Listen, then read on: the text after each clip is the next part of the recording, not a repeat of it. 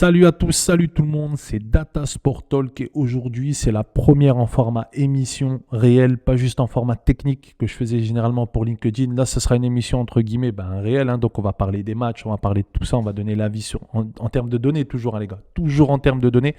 Bref, ça va être un programme assez chargé, on va parler de la Ligue 1, on va parler de la Première Ligue, on va parler de la Bundesliga, on va parler des affiches aussi qu'il y aura lieu en Serie A.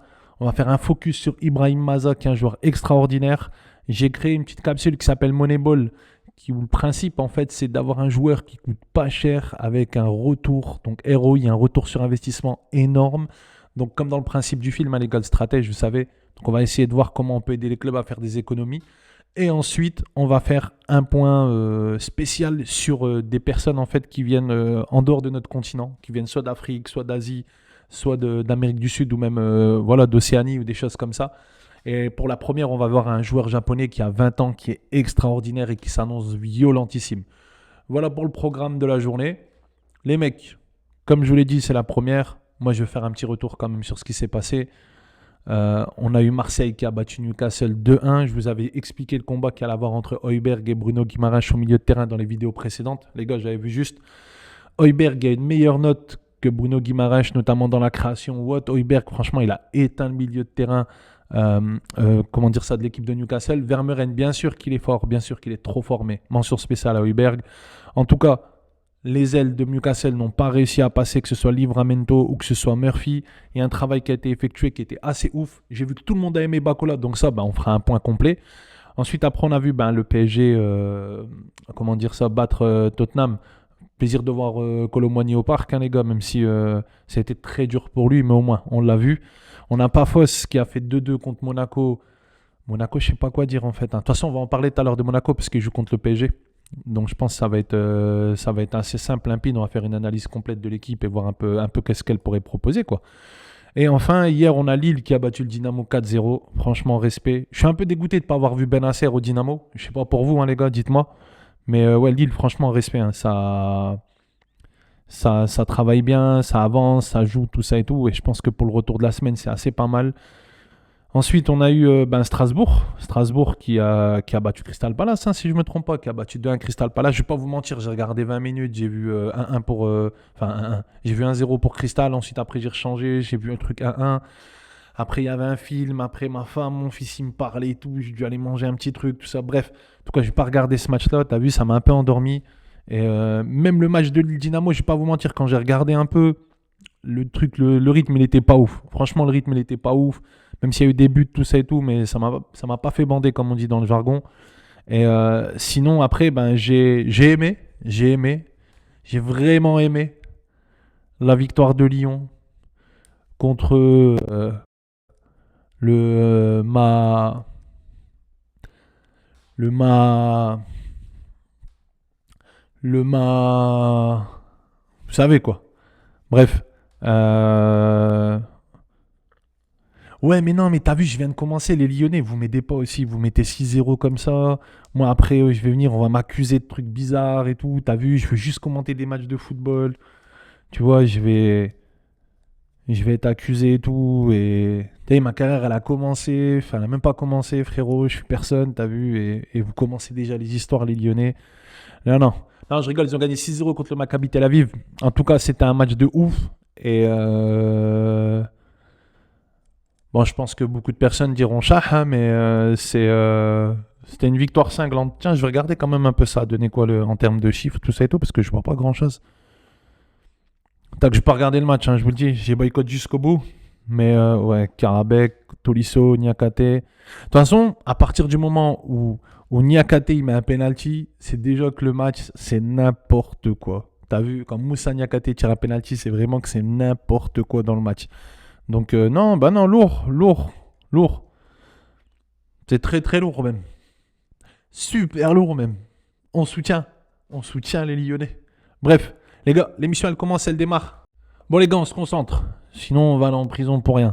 Bref, je vous l'ai dit, on a analysé donc les matchs de la semaine. Par contre, j'ai oublié de préciser en intro qu'il y a eu Porto-Nice et Porto a violé Nice. Et je pense que Nice devrait faire comme les joueurs du Maccabi, porter plainte pour quelque chose parce que là les mecs Les mecs, ils avancent pas. Franchement, 3-0, il n'y a rien du tout. J'ai même pas analysé le match, hein, je vais pas vous mentir. C'est tellement pour moi, c'est vide de sens. Enfin bref, Monaco PSG, on va vous parler les gars de la Ligue 1. On annonce donc 17h Monaco Paris Saint-Germain. Ensuite, on a comment il s'appelle, Lyon-Nantes qui va avoir lieu donc dimanche. Moi ici, je vais commencer par le Monaco PSG. Le premier match, on va l'analyser. Les gars, comme d'hab, c'est une analyse data. Je vais rarement donner mon avis. Mon œil, ouais, je vais me gêner. Ah non, je vais donner mon avis aussi. Mais bref, en tout cas, analyse pure data. Donc, mon Monaco 8e. Oh là, le micro. Putain, j'espère que ça vous a pas cassé les oreilles quand ça arrivait sur moi. Bref, on a Monaco 8e contre le PSG. Premier, pour nous, c'est un duel, ce qu'on va appeler un duel du déséquilibre. Le match Oxford, Oxford. Les cailloux Oxford. Franchement, en une minute, je crois que j'ai dû trébucher au moins 4 fois. J'ai dû dire vraiment que de la merde, t'as vu? Bref, Monaco PSG, les gars, le duel du déséquilibre. Ce match oppose deux extrêmes. L'attaque surproductive. Voilà, je l'ai dit en plus, encore une fois. L'attaque qui surproduit. Bref, l'attaque surproductrice de l'AS Monaco avec le meilleur XG, donc les meilleurs expected goals de la Ligue, contre la défense rigoureuse du PSG. Bref, je sais qu'Walid Cherchour, il a parlé de Chevalier, que Chevalier, il était nul, tout ça et tout. Je suis d'accord avec lui en termes de chiffres, en termes de XG, tout ça et tout, il n'y a pas de problème. Par contre, ce qui sauve Chevalier, en fait, c'est d'être dans une super défense. Et ça, on va pouvoir le montrer. On n'est pas contre son avis, parce que nous aussi, on le partage. Parce qu'oubliez pas, comme je l'ai dit dans des vidéos précédentes, Chevalier, c'est 63% d'arrêt. Alors que là où un Hervé Kofi à Angers, bon lui après Hervé Kofi avec Angers, il se prend des rafales, lui c'est l'Afghanistan. Mais bon, il est quand même vers 80. On a des gardiens qui tournent entre 75 et 76% d'arrêt dans le championnat. Donc voilà, Chevalier qui fait partie des derniers gardiens. Bref, on va entamer déjà pour analyser le match. On va regarder l'indice MET qui est le XGD, donc la différence en fait des XG, et on va regarder en fait un déséquilibre structurel.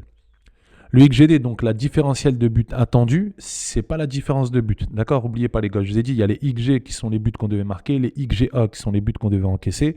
Et ensuite, on fait une différence entre les deux et on va avoir ce qu'on appelle un XGD. C'est un peu la différence de but, mais avec les XG. Bref, les XGD, donc, ils montrent que le PSG est structurellement la meilleure équipe. C'est-à-dire que Monaco est l'équipe la plus déséquilibrée. Pourquoi? Si on prend les métriques avancées, en fait, on a les XG.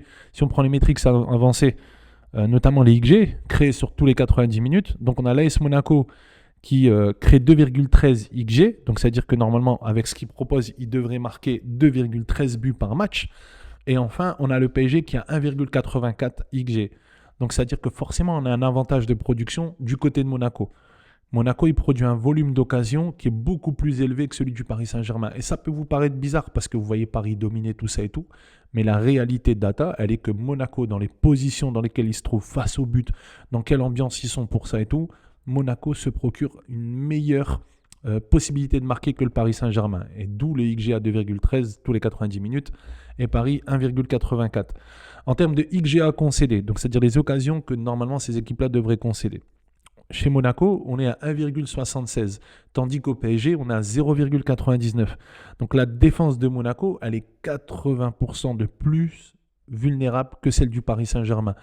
Donc ça veut dire que Monaco se crée des meilleures occasions. Par contre, la défense, elle est beaucoup plus vulnérable que les paris. Paris, c'est 0,99 par match. Je trouve que quand même, c'est déjà assez beaucoup, parce que ça voudrait dire que Paris doit encaisser un but par match toutes les 90 minutes. Monaco, c'est quasiment 2.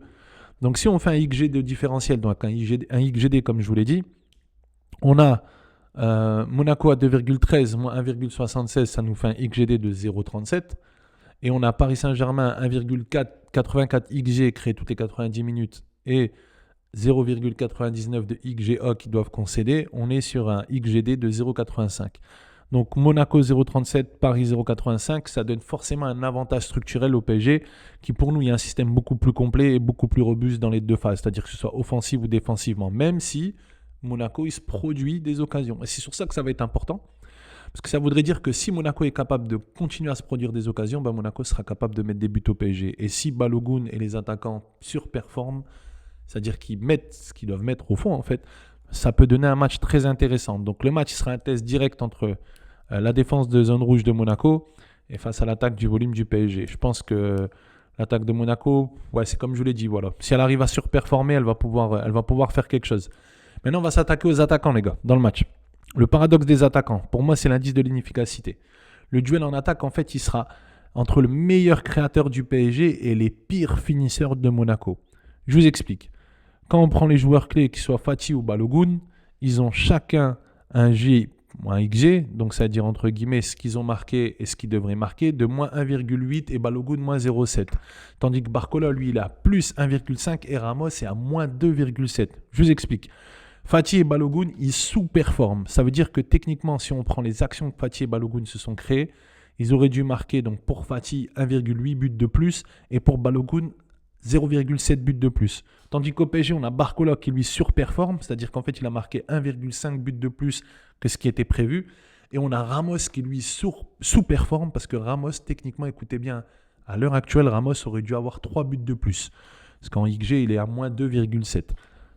Donc quand on parle de termes de création, en termes de créativité dans l'équipe, on a donc création principale les GCA, donc des actions qui vont permettre de pouvoir multiplier les occasions.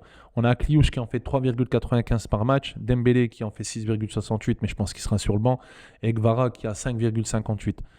Donc si on prend en termes d'occasions créées, voilà, on voit qu'Akliouche, malgré qu'il en fait que 4, alors que tout le monde dit qu'Akliouche c'est un joueur qui est en train de partir en cacahuète. Bon, un peu dégoûté parce que voilà, les gars, je suis algérien, j'aurais bien voulu voir Marnès en équipe d'Algérie. Mais bon, après, ça reste mon avis personnel qui va se la mettre. Bref, en tout cas, je pense qu'il y a un déficit complet de création d'action. Ce sera pareil pour l'attaque de Monaco. Voilà, moi je pense que on peut résumer en fait en termes de créativité de l'opportunisme contre l'anomalie. Dire le match il jouera la capacité des créateurs du PSG à exploiter ce qu'on va appeler Ligue GA de Monaco. Donc Vara, tout ça, même Nuno Mendes, même Vitinha, même tous les joueurs en fait qui vont pouvoir créer des choses. Et Monaco, pour pouvoir performer, faudrait que Fati et Balogun y réussissent à mettre enfin ces buts qui passent d'un état de sous-performance à un état de surperformance et qui permettraient de créer l'exploit. La clé du match, nous, ce qu'on dit, c'est le pressing du milieu. Si on prend quelques métriques de base, donc on a les passes longues, on a 13,2% de passes longues à l'AS Monaco dans le jeu et le PSG 10,8%. En termes de tacle, dans le tiers attaquant, c'est-à-dire les tacles des attaquants, les deux équipes, elles pressent pas très haut.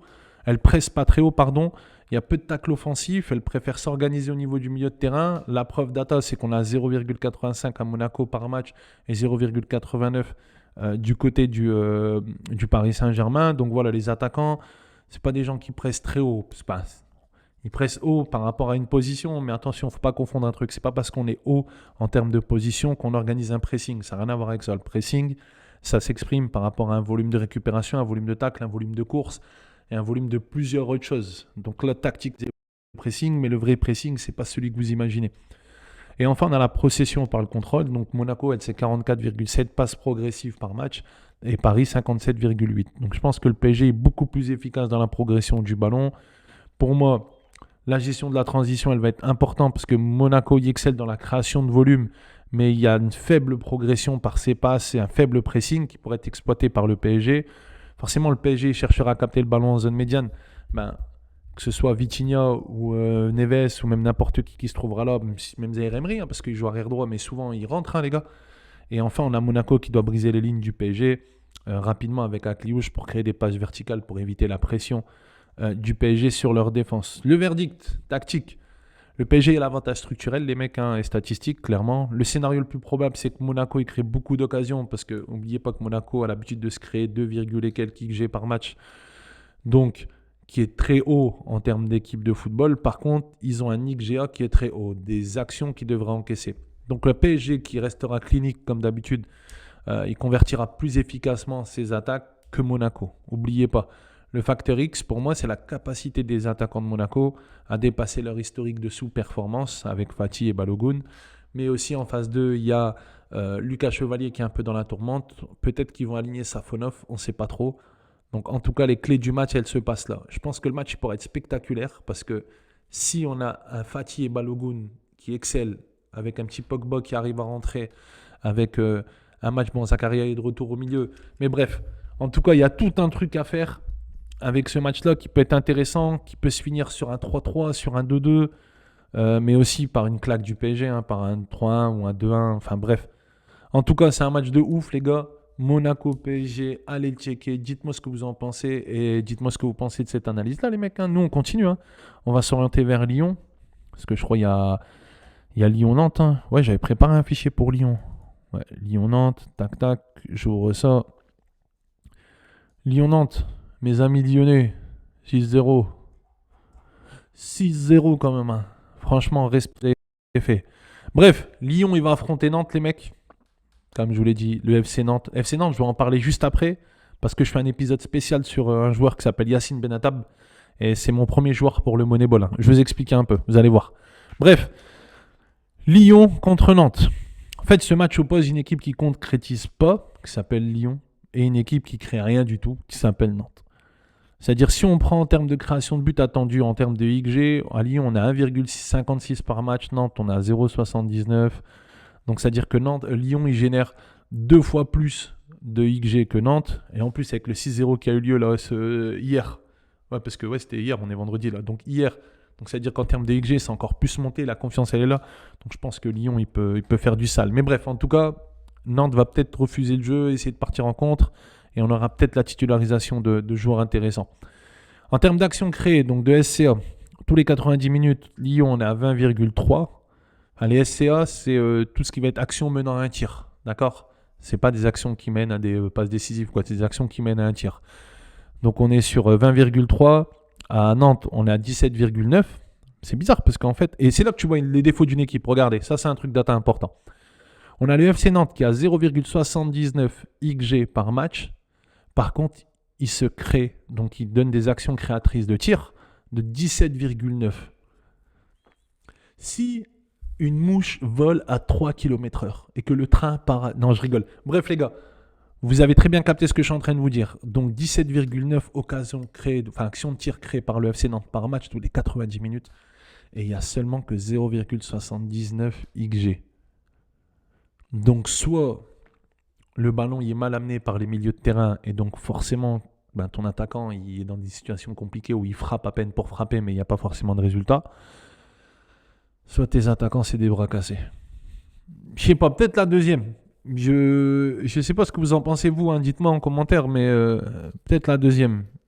Je pense que les attaquants c'est des bras cassés. Mais bref. Mais que tout, on sait jamais à Lyon. T'as vu en ce moment, Lyon ils peuvent être maudits. Ils ont gagné 6-0 contre les conquérants de la terre promise. Donc il y a moyen que il y a une petite malédiction lyonnaise ce week-end et que Nantes y gagne. Hein. Bref, les problèmes de finition, ils sont devant nous, hein, les gars, comme je l'ai dit. Hein. On a une sous-performance de Lyon de moins 2,3.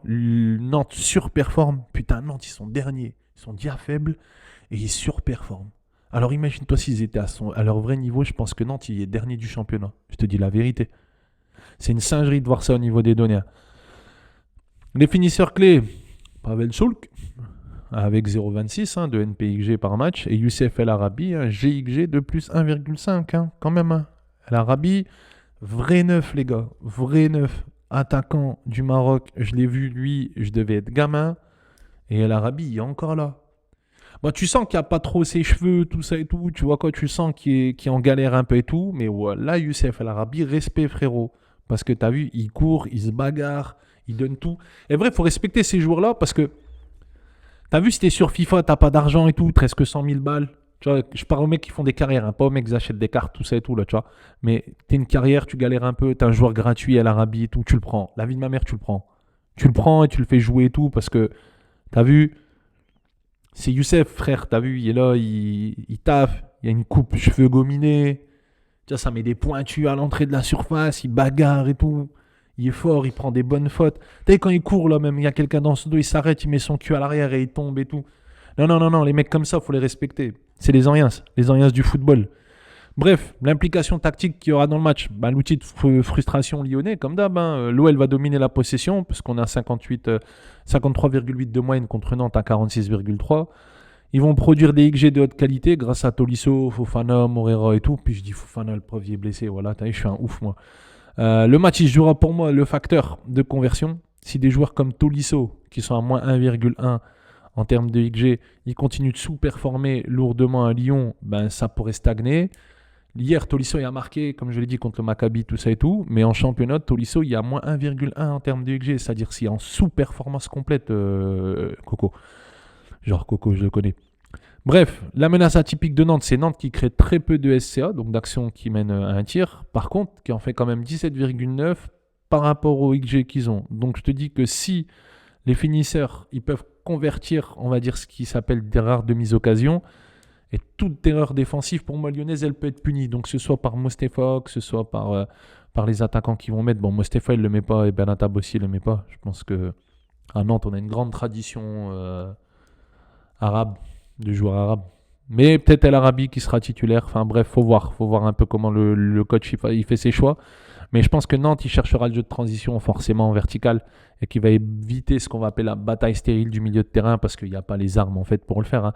Donc on a une bataille structurelle et un risque défensif assez élevé.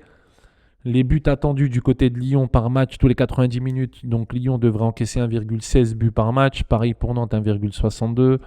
L'efficacité du gardien. Le gardien de Lyon surperforme à plus 0,24 et celui de Nantes sous-performe à moins 0,03. On a alors le tour de Lopez donc au but à Lyon. Je pense que Lopez, il y a moyen qu'il fasse un gros match parce que son petit corps là, tout ça et tout, il y a vraiment moyen qu'il fasse du sale. Surtout ce mec là, il y a la hargne et tout, il y a un peu de rage au fond de lui. T'as vu, caray du caray, il va aller, tu vois, il va attraper la frappe. Comment on dit frappe en portugais déjà? Ouais, rimato do Anthony Lopez. Tu vois, ça va le choper frérot. Non, je pense qu'il peut faire du sale, t'as vu. Après, il y a la pression haute au niveau du pressing. Lyon, c'est 2,23 ballons récupérés très haut. Nantes, 1,77 par match. Progression par passe, on a 44,5, Nantes 34. Donc voilà. Enfin, on est vraiment sur... si on parle d'implication défensive en fait du match, le syndrome de la perméabilité nantaise, la défense de Nantes, elle est en état de risque permanent. Les gars, comme je l'ai dit, 1,62 de XGA. Ça permet à l'adversaire de se positionner, de prendre des temps pour avoir des tirs de haute qualité. Quand on dit XG, c'est-à-dire c'est les buts qu'on peut avoir techniquement en fonction du bon placement qu'on avait. Et XGA, c'est l'adversaire. Donc comme je vous l'ai dit, un XGA comme ça élevé à 1,62, ça veut dire que les joueurs en face sont souvent bien placés pour marquer. Comme je vous l'ai dit, le XG, si je frappe de 30 mètres, j'ai un XG de 0,01. Si je frappe de 10 mètres, j'ai un XG de 0,50 ou 60. Donc si on cumule le nombre de XG qu'on accumule dans les matchs, donc j'ai frappé une fois à 10 mètres, une fois à 30 mètres, une fois à 20 mètres, donc on fait l'addition 0 plus 1, 60, 0 plus 0,1, plus 0,02. Bref, vous avez compris, en mathématiques, c'est très fort. Ça te fait un total de 0,70 XG sur 3 frappes. Et donc, ça explique en fait que si on prend la totalité des frappes qui ont eu lieu, tu aurais dû encaisser un nombre de buts en fonction de ces frappes-là. Bref, donc le XGA de Nantes est assez élevé. Je pense que Lyon va pouvoir, entre guillemets, s'amuser. Le filet de sécurité lyonnais, c'est si Lyon perd le ballon, la faible propension de Nantes au pressing haut, en fait, ça offre à Lyon le temps de se réorganiser défensivement, surtout. De plus, le gardien lyonnais, ils ont prouvé qu'ils pouvaient sauver l'équipe à eux-mêmes, et puis au-delà des attentes avec leur PSXG. Hein. Bref, le point de rupture pour moi, c'est la confrontation. Elle jouera dans la capacité de l'OL à trouver la première faille. Et Nantes, si encaisse tôt, leur système, forcément, il va partir en cacahuète, et puis ils seront complètement KO. Donc, le plan de Lyon, pour moi, c'est un contrôle total du milieu, augmenter le nombre de touches en zone de vérité, comme on a dit, donc attaquer le troisième tiers. Pour exploiter ce qu'on va appeler donc l'XGA nantais, excessivement élevé. Pour moi, la clé sera de passer la phase de frustration et de convertir au moins. Je pense que Lyon va se confronter à un mur, et si Lyon arrive à gérer la phase de frustration, il va pouvoir s'amuser. C'est sûr et certain. Bref, le plan de Nantes, c'est une défense compacte en bloc médian, forcer Lyon à prendre des tirs lointains, miser sur une ou deux transitions rapides vers Ablin, El Arabi, voire peut-être Benatab, Inch'Allah, si...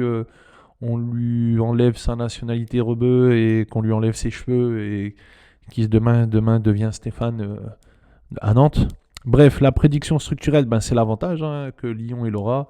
Et en raison de la faiblesse alarmante des XGA concédés par Nantes, je pense que Lyon va s'amuser dans ce match. Mais on n'est pas à l'abri d'un match nul. N'oubliez pas, si Lyon n'arrive pas à convertir très vite avec la frustration et tout, ça peut pétange. Et vous, dites-moi ce que vous en pensez en commentaire les gars. On passe à la suite. Donc les mecs, on a parlé de Lyon-Nantes, et à Nantes, je vais faire un focus spécial sur un joueur qui s'appelle Yacine Benatab. Mais avant, on va se mettre en condition. Vous avez déjà vu le film Moneyball avec Brad Pitt. voyez ce film où Brad Pitt, en fait, il prend le côté un peu stratège, où il joue Billy Bean. Donc, il va analyser des joueurs en se disant, écoute, moi, j'ai pas de thune, mais il me faut un joueur qui est capable de faire exactement ce que celui qui coûte très cher peut faire. Je vous explique. Si on a un milieu de terrain qui fait 400 passes par saison, qui amène une action de tir pour une équipe, peu importe dans quelle équipe il se trouve, ce mec-là, il a réussi à faire 400 passes qui mènent une action, un tir pour son équipe. Donc, nous, bien sûr, on va évaluer la présence de la ligue, la difficulté de la ligue, la difficulté de l'adversaire et tout ça, mais on va se dire que techniquement, un mec qui est capable de réaliser ce genre d'exploit, peu importe la ligue où il se trouve, c'est un mec potentiellement qui peut faire la même chose pour moins cher. Et les clubs, c'est des crevards. Ils n'ont pas envie de payer. De toute façon, on le voit dans les transferts. Bientôt, ils vont chercher des mecs au Nicaragua ou on trouve au fin fond de l'Amazonie. Bref, les mecs qui ne veulent pas payer. Donc nous, ce qu'on va faire, on va analyser des joueurs dans le championnat qui proposent des choses qui sont moins chères et qui pourraient plaire à beaucoup de clubs. Notamment Yacine Benatab à Nantes. Et je vais vous dire pourquoi. Benatab, en fait, c'est le contre-exemple de ce que le marché est surévalue. Il ne marque pas de but. Enfin, il excelle dans les métriques, lui. C'est vraiment quelqu'un qui va exceller dans la création pure de XAG. Donc, c'est-à-dire il va exceller dans tout ce qui va être passe décisive attendue pour l'équipe. Si on prend sa production qui est discrète, par exemple, les premières métriques, on a les passes attendues donc par but, les XAG, très solides à 0,15 par match. Donc, ça veut dire qu'il y a un taux de création crédible pour un joueur de Ligue 1. Il crée des occasions de haute qualité pour le peu de temps de jeu qu'il a et pour ses coéquipiers. Donc, ça, c'est un ROI direct. En termes de but, il y a 0,02. C'est claqué au sol. Donc forcément, en fait, quand tu te places du côté du marché, le marché ne va jamais acheter ce joueur-là comme étant un finisseur. Par contre, en termes de finition, donc les buts moins les XG, en fait, il a moins 0,11. Son déficit de XG, il est faible car il tire jamais, en fait, le mec. Le mec, il tire jamais. Donc, tu n'as pas le risque avec lui de payer une finition chanceuse parce qu'il ne tente rien, forcément. En termes d'action créatrice, lui, il a 0,22 par match. Donc, c'est-à-dire c'est 1 GCA sur 4,6 de Nantes tous les 90 minutes. Donc sa production décisive, elle est faible, mais elle est présente. C'est-à-dire que Nantes produit 4,6 GCA, donc action créatrice de but par match. Et lui, ce mec-là, quand il est sur le terrain, il en prend une pour lui. Donc il en prend 20%, 25%. Donc c'est faible, mais rapporté à une équipe, je trouve ça quand même assez bien par rapport à ce qu'il fait à Nantes. Donc le joueur, entre guillemets, c'est le prototype du playmaker à faible coût.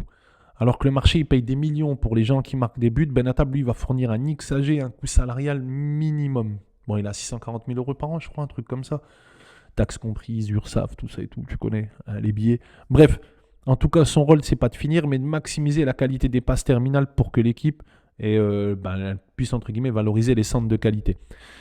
Si je prends son profil opérationnel, donc l'analyse du mouvement du travail défensif, elle révèle un joueur technique avec un engagement physique suffisant. Et c'est là en fait que je trouve problème à Nantes, c'est comment le coach il dit que Benatab en fait il est pas assez chaud, il revient pas, il fait pas le travail et tout. Parce que moi ici quand je regarde ces data, par exemple son métrique en termes de passe clé, donc il y a 0,76, pour moi c'est solide parce que ça confirme le XAG, donc c'est une source régulière d'occasion ce mec-là. En précision de passe longue, il a 33,3%, c'est moyen, ça peut être amélioré, mais ce n'est pas sa mission première en fait de faire des passes très longues. En termes de touches dans la surface adverse, il a 0,65, c'est très faible, c'est pas un joueur de pénétration axiale lui, hein, les gars, comme on se le dit clairement. Par contre, en tac, tous les 90 minutes, il y a 1,96, c'est-à-dire qu'il y a un taux d'engagement défensif qui est très actif pour un milieu offensif ailier, et il corrige le stéréotype du joueur offensif paresseux. Et c'est bizarre en fait, parce que le coach il dit toujours qu'il ne le prend pas à cause de ça. Et moi, j'arrive pas à comprendre. Donc, le risque principal de Benatab sur son P90 tir, donc ses tirs tous les 90 minutes, il est extrêmement bas, hein, 0,65 tous les 90. Si le club qui le recrute, il veut pas exiger qu'il devienne un finisseur, ce qui coûte à l'entraîneur, parce qu'oubliez pas, quelqu'un qui marque des buts, c'est quelqu'un qui coûte très cher. Et un mec comme lui, donc il y a un XAG qui est stable et que ça en fait un actif fiable. Donc, tu as un avantage contre-intuitif avec lui, c'est que son faible taux de tir, il signifie qu'il ne gâche pas les possessions des tirs à très faible XG, c'est bien intéressant. Il maximise ce qu'on va appeler une possession pour l'équipe en la transformant en une XAG, donc en une passe décisive attendue à haute valeur. Et c'est là que ça devient intéressant. Ça, c'est la data. Je sais que vous détestez Benatab pour ce qu'il est ou ce qu'il représente, ou parce que voilà, vous l'avez vu dribbler 2-3 fois et puis vous en avez marre de lui. Mais la data, elle dit ça, les gars. C'est très clair. Le risque avec lui, en fait, c'est que s'il était transféré dans un club qui lui demande d'augmenter ce qu'on va appeler son P90 NPXG, donc c'est-à-dire entre guillemets les buts qui auraient dû marquer tous les 90 minutes, ben, il y a un risque élevé de sous-performance parce qu'on sait très bien que c'est pas un mec qui va marquer des buts, c'est pas un finisseur. Il n'y a pas les métriques de mouvement en fait qui font que le mec c'est un tueur devant le but. Il n'y a pas ces choses-là. Par contre, si on prend l'optimisation de son rôle, bien sûr, moi je pense que si, par exemple, on est une équipe, on a un XAG, donc un taux de passe décisif par match qu'on aurait dû avoir à 0,15, c'est-à-dire qu'on a du mal à créer en fait des occasions de but comme celle-ci ou des choses comme ça. Un Benatab, si tu fais un calcul complet, il te permet de passer de 0,15 à 0,25 à travers des passes clés. Une augmentation de 66% de ta production de valeur sans augmenter de risque en fait. Ce mec-là, il serait énorme. Et si tu prends son rôle d'ailier, donc augmenter son tir, les dribbles, les touches dans la surface, ben le marché forcerait en fait à jouer ce joueur-là à contre-cœur. C'est pas son style en fait de faire ça.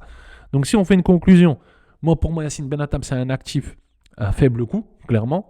Il est idéal pour une approche Moneyball qu'on est en train de faire, les gars. Et c'est la solution efficace et bon marché aux besoins de création en milieu de terrain. Son XAG élevé, il le prouve ça les gars, on ne peut pas négocier avec moi. Le club, il doit le mettre dans un système qui valorise les passes terminales plutôt que le duel, qui doit garantir un excellent retour sur investissement pour sa niche de production. Ça veut dire que si tu prends Benatab, frérot, tu sais qu'est-ce qu'il t'apporte. Et il faudrait commencer à l'utiliser. Parce que quand tu prends Benatab pour lui demander de défendre ou de jouer n'importe comment, ben frérot, en fait, il n'y a rien à faire dans ton équipe, t'as vu. Et ça, c'est le type de joueur, je suis sûr que tu le mets dans un club qui lui demande, qui en manque de créativité, pourtant qui est peut-être moins fort. Enfin, un club qui est beaucoup plus fort, mais qui manque de créativité avec une meilleure assise défensive, Benatab, il cartonne. Benatab, il va tout péter. Et en fait, c'est là que je lui souhaite vraiment d'avoir un club intéressant. En tout cas, c'est ça l'approche Moneyball. C'est de montrer comment un joueur qui, soi-disant, crée beaucoup de troubles dans une équipe avec les remarques du coach, tout ça et tout, en fait, c'est un joueur extraordinaire pour réussir ce qu'il fait. Donc voilà les mecs, dites-moi ce que vous en pensez en commentaire. Moi en tout cas Benatab c'est la famille les gars, c'est les genres de joueurs pour lesquels je regarde des matchs de foot, le dribble, voilà quoi. Les gars, comme prévu on continue, là on va faire un petit focus sur les matchs du week-end en Europe, parce qu'on est parti, on a fait l'intro un peu nouvelle qui était différente, on a parlé de la Ligue 1, des matchs qui vont avoir lieu ce week-end, on a parlé de Benatab avec le Moneyball. Et là, maintenant, on va s'intéresser. Ouais, en fait, toute l'émission, j'ai trébuché. C'est un truc de ouf. On va s'intéresser aux matchs européens. Donc, le premier match en Serie A, donc AS Roma contre Naples. Le premier contre le troisième, c'est le duel de l'équilibre non structurel, qu'on va appeler ça en termes de data. En termes de métriques avancées, les buts encaissés 0,50 du côté de la Roma par match, 0,92 du côté de Naples. Les buts attendus, 1,10, 1,17. Donc, tu as vu, on est sur un truc assez carré. En termes de différentiel, on a moins 7,2 du côté de l'AS Roma en termes de buts encaissés et moins 3 du côté de Naples. Donc, en fait, les défenses, elles bénéficient d'une énorme malchance des adversaires. En fait, la Roma, il a encaissé 7,2 buts qui, en termes de data statistique, ils n'auraient pas dû encaisser.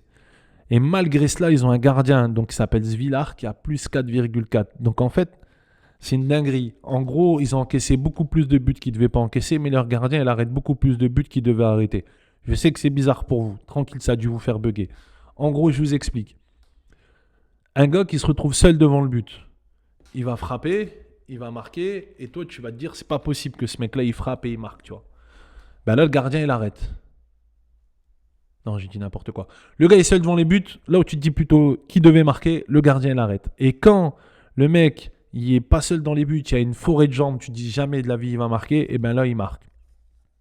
C'est pour ça que la data de Svilar elle a plus 4,4 en termes de taux d'arrêt, et on est en différentiel de GA, donc du côté de l'AS Roma à moins 7,2, et du côté de Naples à moins 3 aussi. Donc Naples et l'AS Roma encaissent des buts qui normalement ne devraient pas encaisser, et c'est là que ça devient intéressant pour la suite, parce que ça veut dire que la Roma elle est statistiquement plus dépendante que son gardien.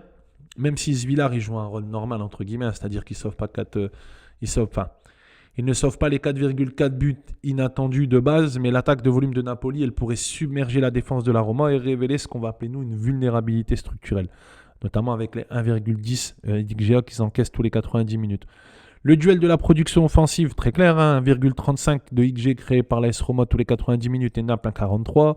Les actions créatrice de tir, on est à 25 à la Roma, on est à 22 du côté de Naples. En termes de déséquilibre de finition, Dybala sous-performe à moins 1,2, tandis que Anguissa, lui, surperforme avec 1,8. Enfin bref, les finisseurs du Napoli, que ce soit un RS ou des choses comme ça, ils sont beaucoup plus cliniques et beaucoup plus fiables que ceux de l'AS Roma. Après, on a le rôle du milieu créatif qui va être important. Naples, il s'appuie sur la vision d'élite de Kevin De Bruyne pour débloquer ce qu'on va appeler des situations compliquées. La Roma, quant à elle, elle va dépendre des milieux de terrain et des ailiers, genre type Mathias Soulé ou des choses comme ça, et Wesley en latéral offensif pour pouvoir créer. Il y a un duel au milieu de terrain qui va être important entre Koné, Cristante, Anguissa et De Bruyne. Pour moi, bref, si la Roma elle parvient à isoler De Bruyne, le moteur du Napoli il peut caler. Si le Napoli peut lancer ses ailiers et ses latéraux, ça peut vraiment submerger les défenseurs centraux de la Roma. Et là, ça peut être une grosse attaque qui peut se permettre d'augmenter les XG. Donc, si on reprend dans ce match-là, Svilar, il est super important parce que si Svilar il arrive à annuler 3-4 occasions de but nettes de Napoli, ça va permettre à la Roma de remporter une victoire étroite avec une seule action de Soulé ou de Dybala.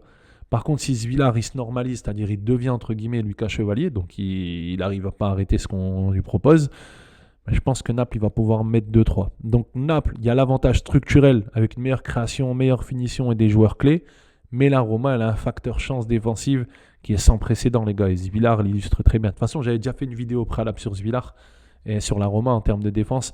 Enfin bref, avantage Naples, mais avec ce qu'il propose depuis le début de saison, je pense que la Roma peut gagner 1-0 par un petit score, vraiment un petit score. On continue pour la suite des matchs. On va analyser le North-West London Derby de Chelsea contre Arsenal à Stamford Bridge. Les gars, je pense qu'on a les deux meilleures équipes d'Europe actuellement. Chelsea, vainqueur 3-0 contre le Barça. Arsenal qui a mis 3-1 contre le Bayern. Donc je pense vraiment qu'on est sur les deux meilleures équipes qu'il y a actuellement dans le football. Bref, Arsenal, leader incontesté au niveau de la data en Première Ligue avec un différentiel de XG presque 2 fois supérieur à celui de Chelsea. Mais il faut se concentrer sur les chiffres. Vous allez voir qu'on peut trouver des pistes intéressantes, que ce soit pour Chelsea ou pour Arsenal. En termes de XG créé tous les 90 minutes, donc c'est-à-dire en but attendu. Chelsea, il y a 1,84, quand lui, Arsenal est à 1,73. Donc on va dire Chelsea il génère un peu plus de XG qu'Arsenal. Par contre, en termes de XGA, c'est-à-dire en termes de buts qu'il devrait encaisser, Chelsea, c'est 1,16 par match, tandis qu'Arsenal, c'est 0,51. Donc techniquement, la défense d'Arsenal, elle est 2 fois plus solide structurellement que celle de Chelsea. Si on fait un XG de différentiel, donc ce qu'on devait marquer avec ce qu'on devait encaisser, ça fait un total de 0,69 pour Chelsea, un total de 1,22 pour Arsenal. Donc les mecs, en termes structurels, Arsenal, il devrait gagner le match statistiquement parlant, parce qu'il excelle forcément dans les deux phases. Par contre, Chelsea, il est classé deuxième grâce à son attaque, mais sa défense, elle concède beaucoup trop d'occasions. Arsenal, son XG est extrêmement bas. Ça va exercer ce qu'on va appeler une pression psychologique sur l'attaque de Chelsea. Ils savent qu'ils n'ont pas besoin de beaucoup d'occasions pour marquer, parce que leur défense, elle tiendra du côté d'Arsenal. Tandis que Chelsea, c'est qu'il doit marquer beaucoup pour compenser leur fragilité défensive. Et c'est là que ça va être intéressant, parce que le match n'a pas encore commencé. Si on s'intéresse juste aux chiffres, on voit qu'il y a une pression psychologique de la part de Arsenal sur Chelsea. Parce que Chelsea, même s'il a mis 3-0 à Barcelone, là, ils sont en train de se dire, merde, on affronte Arsenal qui a mis 3-1 au Bayern. On est les deux meilleures équipes d'Europe pour moi actuellement. Et les frérots, en termes de chiffres, Arsenal, il encaisse beaucoup moins de XGA, c'est-à-dire d'occasions attendues contre eux, que de la part de Chelsea. Donc déjà, la pression psychologique, elle démarre. Après, entre vous et moi, je pense que les joueurs, en démarrant le match, ils ne sont pas au courant des chiffres, c'est que l'équipe data. Par contre, le coach Enzo Maresca, là, il doit être en train de se dire, merde, pression psychologique. Et forcément, ça va se rabattre sur les joueurs. Bref, le point de rupture offensive, ce qu'on va appeler, nous, la finition individuelle. Neto, Caicedo et tous ces joueurs-là, ils surperforment. Pareil pour Eze, ils sont tous entre 1,5, 2,4 pour Caicedo, Eze 1,7. Donc en fait, on a des joueurs qui surperforment en termes de finition. Bien sûr, c'est des choses qui vont devoir être travaillées parce que c'est pas normal, par exemple, que Caicedo il soit à 2,4 XG par match. C'est pas possible en fait. Tu as vu, ça voudrait dire que le mec il surperforme. Et en termes de création principale, donc en GCA, des actions de but, c'est-à-dire des joueurs qui amènent des actions de but tous les 90 minutes, on a Pedro Neto qui lui en génère 3,72 par match et Bukayo Saka qui en génère lui 4,55. Donc, je pense qu'il y a un duel qui va se mettre en place entre Saka et Cucurella du côté du match qui va être sale parce que Saka qui génère 4,55, c'est le moteur d'Arsenal. En fait, c'est lui qui génère l'ensemble des données d'Arsenal. Donc, si Cucurella fait le même match qu'il a fait que contre Yamal, parce que Yamal, il n'a pas bougé contre lui, je pense que ça va faire vraiment mal. Il y a deux indices qui vont nous permettre d'être beaucoup plus tranchants dans le truc, c'est qu'il y a l'usure et la vitesse. Chelsea utilise un peu un jeu basé sur la course et sur le dribble, Neto, Pedro, tout ça et tout. Et il cherchera à épuiser ce qu'on va appeler la défense d'Arsenal. Si la défense d'Arsenal elle est épuisée par le nombre de courses que Chelsea arrive à faire, Arsenal, forcément, lui, va chercher à punir Chelsea en transition. Et la vitesse de Saka contre l'arrière-garde, qui est souvent très avancée de la part des Blues, je pense qu'en fait, si Saka il arrive à trouver le ballon en transition, et Cucurella il n'est pas dans la surface, enfin dans sa zone à lui surtout, ou si Saka il défend trop bas et que bref c'est trop long pour remonter, je pense que ça peut faire du sale. Sur la vie de ma mère, ça peut faire du sale. Du très sale même. Bref, on continue. Le facteur gardien, les mecs, on va parler des goalkeepers. C'est un fait curieux, les deux gardiens sont statistiquement les maillons faibles des deux équipes. C'est trop bizarre, parce qu'on a Robert Sanchez à Chelsea qui lui a moins 1,1, David Raya moins 1,3, donc c'est-à-dire de GPSXG, donc c'est-à-dire c'est des buts encaissés par match. Donc les deux gardiens, ils encaissent plus de buts que prévu. En gros, je vous explique. Quand je vous dis PSXG, XG, XGA, tout ça et tout, on part d'une base 0. Ils ont des actions qui sont présentées à eux. Et pour un gardien, ce qu'on va appeler un PSXG, c'est-à-dire entre guillemets son XG à lui de gardien, toutes les frappes en fait qu'il devait encaisser, normalement, il ne doit pas encaisser. Enfin, il encaisse les buts qu'il a encaissés tout simplement, mais en fonction des frappes qu'on lui propose, en fonction de l'angle qui sont mis en place et de ses capacités à lui, qu'on lui reconnaît, ses qualités, bah, ils ont encaissé un but de plus que ce qu'ils devraient encaisser de base. Donc forcément, en fait, pour nous, c'est une vulnérabilité. Parce que ça voudrait dire que des fois, ils ont des trous. Et ça, c'est pour moi l'indice de base, c'est un match de zéro sauvetage. Parce qu'en fait, si les deux gardiens ils ont une tendance à sous-performer, leur match il pourrait se transformer en un concours de finition. Donc celui qui réussit à mettre ses tirs cadrés à l'intérieur, sans laisser de chance au gardien, ben, il marquera forcément.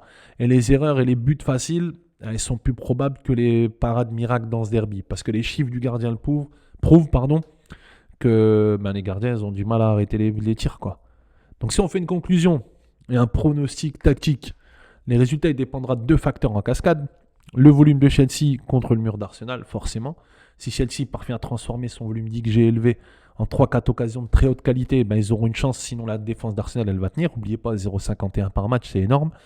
Et la finition d'Arsenal contre la défense poreuse de Chelsea, parce que les mecs, ils montent à fond. Donc je pense qu'Arsenal, il n'y a pas besoin de créer beaucoup d'occasions dans ce match-là. Pour moi, tu peux être en contrôle et gérer ce qu'on va appeler exploiter la vulnérabilité latérale, donc des latéraux de Chelsea, et profiter des occasions faibles concédées. Donc la supériorité défensive et la discipline tactique d'Arsenal, elle leur donne l'avantage. La capacité de Chelsea à marquer contre la tendance, pour moi, ce sera le facteur wild card, comme on dit. Donc en gros, qui vont tenter le coup. Qu'est-ce que je peux vous dire? Attendez-vous à un match serré, mais avec un avantage statistique net pour Arsenal. Donc je pense que si on a un nul, c'est pas volé, mais je vois quand même une victoire de... Ah, sa mère. Faut pas que je me prononce, sinon après vous allez me tomber dessus. Non, je vois une victoire d'Arsenal, les mecs. Je vois une victoire d'Arsenal de 1 ou 1-0. On continue. La suite. Le dernier match européen qu'on va voir avant de parler de mon protégé Ibrahim Maza.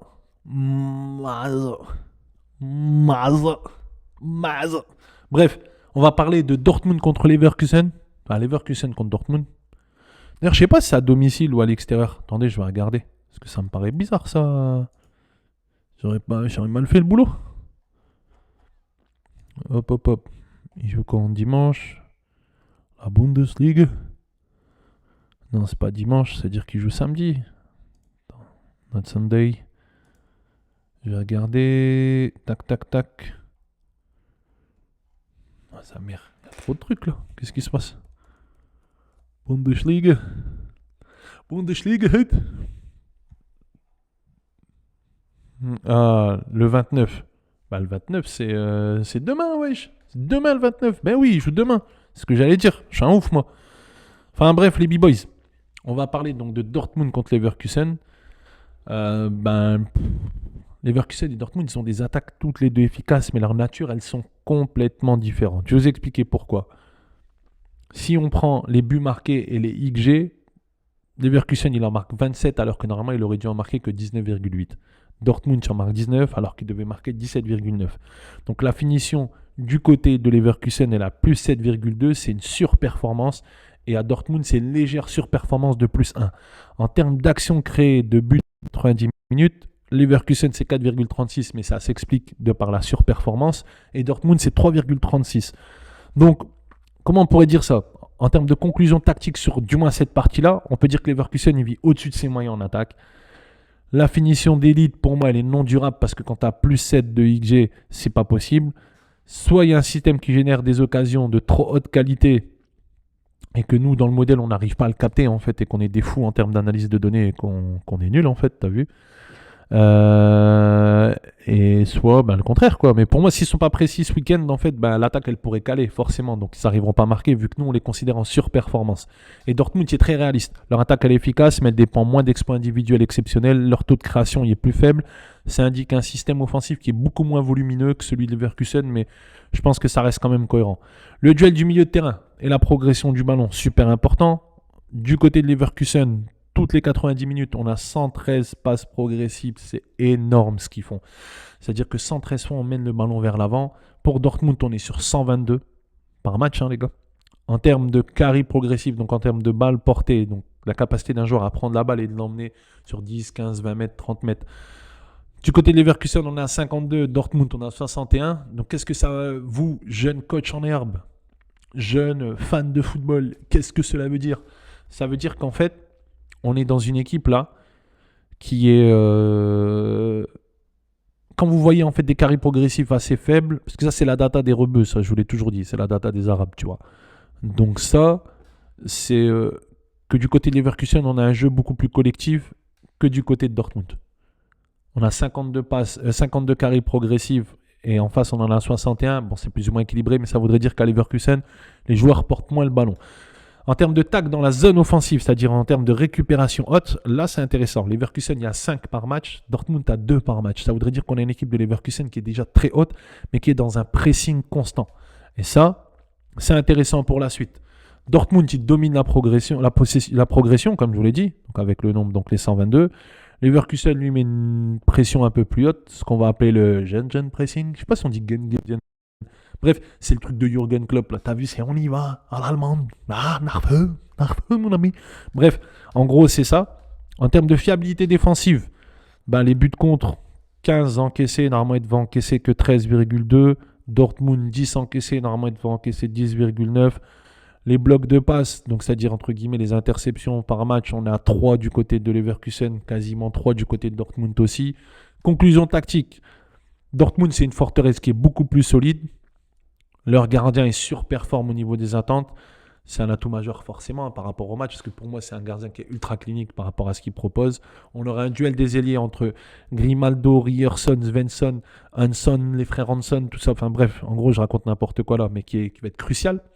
Il faudra surveiller le nombre de touches dans la surface adverse si Grimaldo il parvient à dominer cette zone, parce qu'il pourrait submerger la défense de Dortmund, qui n'est pas habitué à bloquer autant de courses que l'attaque que Leverkusen lui propose. Donc je pense que le match il se jouera sur un clash de philosophie en fait. Le contre-pressing de Leverkusen contre la sortie de balle du Borussia Dortmund. Si Leverkusen il force Dortmund à perdre des ballons dans leur propre moitié de terrain, ça va engendrer ce qu'on va appeler des occasions de haute qualité sur leur attaque. Qui, n'oubliez pas, Leverkusen, leur attaque elle surperforme et qui est habituée à convertir ce type de récupération de balles. Et en face, on aura la finesse de Leverkusen. En témoignent donc les buts plus grands que les XG, la solidité de Kobel qui est en face de eux. Si Dortmund parvient à forcer Leverkusen à prendre des tirs de qualité inférieure et que Kobel il reste au niveau, je pense que l'attaque de Leverkusen elle pourrait très vite frustrer. Et en fait, ce match, c'est une confrontation à ce qu'on va appeler une attaque explosive et une défense inébranlable. Tant donné que les statistiques d'efficacité des deux, enfin surtout défensive de Dortmund et la capacité qu'ils ont à progresser avec la balle au pied, ils ont l'outil idéal, ce qu'on va appeler pour gérer l'attaque flamboyante de Leverkusen. Si je fais un pronostic, en fait, pour moi, donc Dortmund, il pourrait chercher à exploiter la vulnérabilité du gardien de Leverkusen par des passes en profondeur vers Guirassy, tandis que Leverkusen, lui, je parlais Leverkusen. Bref, le Leverkusen, il va lui miser sur des transferts rapides de ballon sur les côtés pour isoler les arrières du BVB, donc essayer de provoquer en 1 contre 1 et créer des occasions de tir croisés. Dites-moi ce que vous pensez en commentaire. Moi, je ne vais pas vous mentir, sans Leverkusen gagner, parce qu'il y a un joueur que j'aime bien qui s'appelle Maza. Et les matchs européens et les présentations de matchs, c'est fini. Je vais vous parler de Ibrahim Maza, mon chouchou de l'année, ma révélation de l'année. Bref, comme je vous l'ai dit, on va parler d'Ibrahim Maza, la famille. Bon, comme j'ai pas mal d'amis Viet aussi, il faut quand même rendre au frérot qui il est. Donc Ibrahim Maza, joueur de Leverkusen, numéro 10, futur star international comme les Brulux. Bref, c'est un joueur extraordinaire. Faut pas oublier aussi un truc, c'est que donc il a commencé au Hertha Berlin à 16 ans. On va reprendre un peu on va faire un peu la totalité du point pour Ibrahim Maza. On va reprendre toute sa donnée même de début de carrière.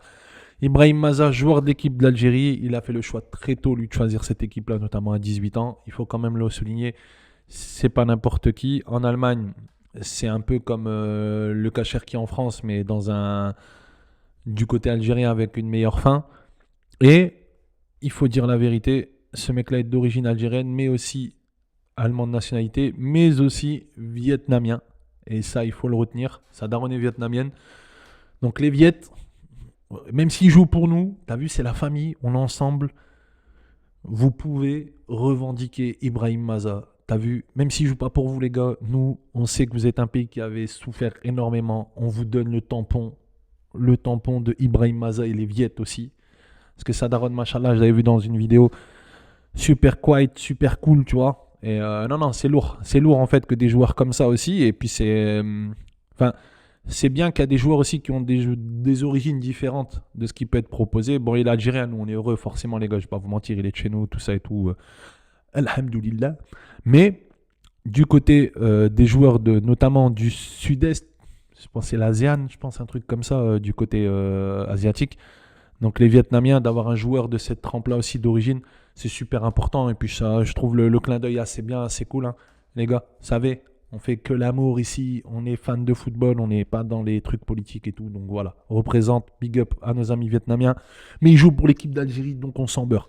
Bref, on va parler de Maza. Donc on a une trajectoire de carrière d'un joueur qu'on va appeler d'un prospect à un acteur majeur. Je vais vous dire pourquoi. Il commence en 2002-2023 au Hertha Berlin à 16 ans. Il joue 71 minutes. Et le peu de minutes qu'il a joué, donc 71 minutes, il se crée 1,27 XG. Je ne sais pas si vous vous rendez compte de ce que je suis en train de vous dire. Je vous ai déjà dit qu'une frappe à 30 mètres, c'était 0,1 XG. Ou 0,1 XG. Lui, en 71 minutes, il a cumulé 1,27 XG. Bref. En tout cas, quand il démarre, on lui reconnaît un rôle de finisseur. Et c'est là que c'est fou. Parce qu'en fait, il démarre, il est milieu de terrain, on lui dit, ouais, lui, c'est un finisseur. Parce qu'il commence à générer des XG. En 2024-2025, au Hertha Berlin, donc là, à 18 ans, il joue 2638 minutes. Donc passé de 71 à 2638 minutes. Et là, il revient à 0,17 XG par match. Forcément, les gars, parce qu'on compare avec tous les matchs en moyenne. Donc 0,14 aussi par saison.